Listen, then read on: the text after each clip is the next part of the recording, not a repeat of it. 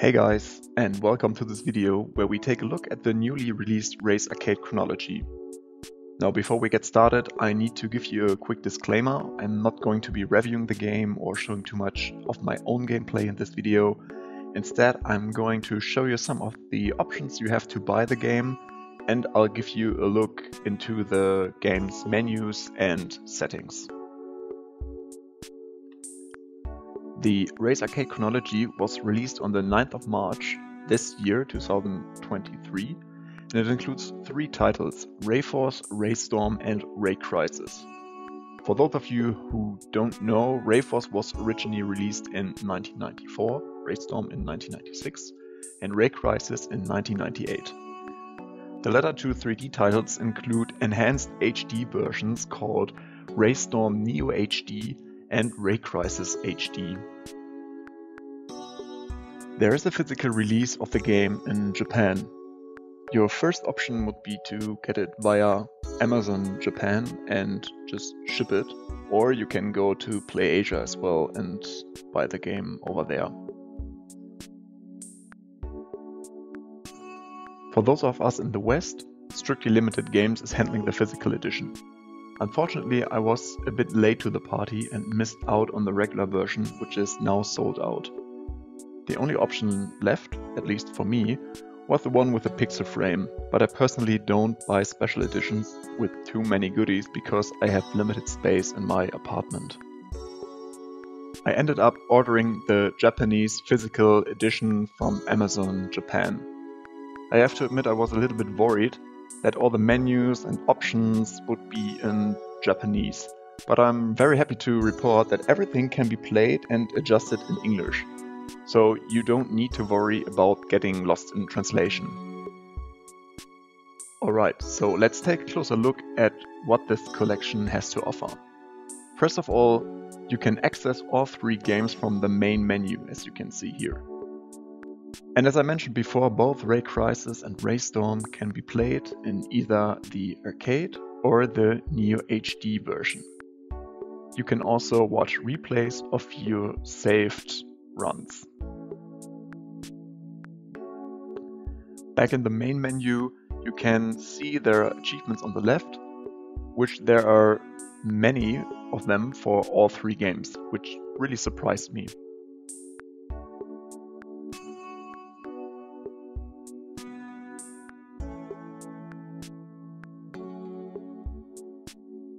And as you can see here, you have also the option to change the language settings.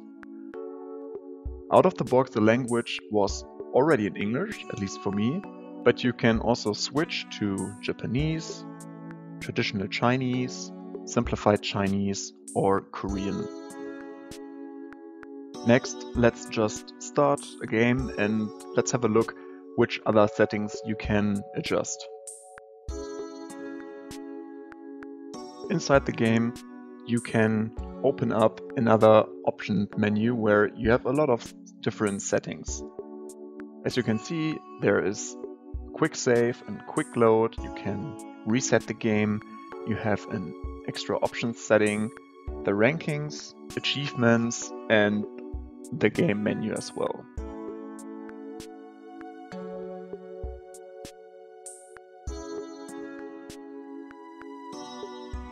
So let's take a closer look at the options menu.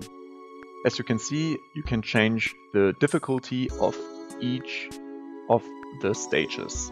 You can also change your lives and some other options.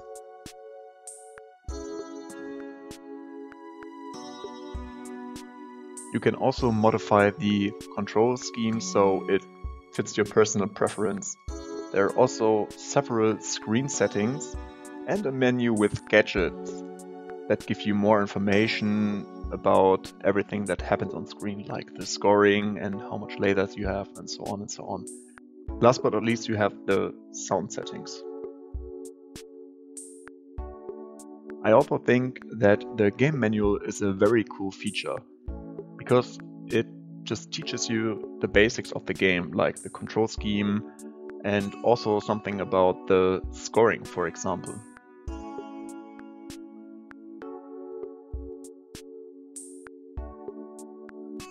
Overall, I'm pretty happy with all the features and settings you have at hand.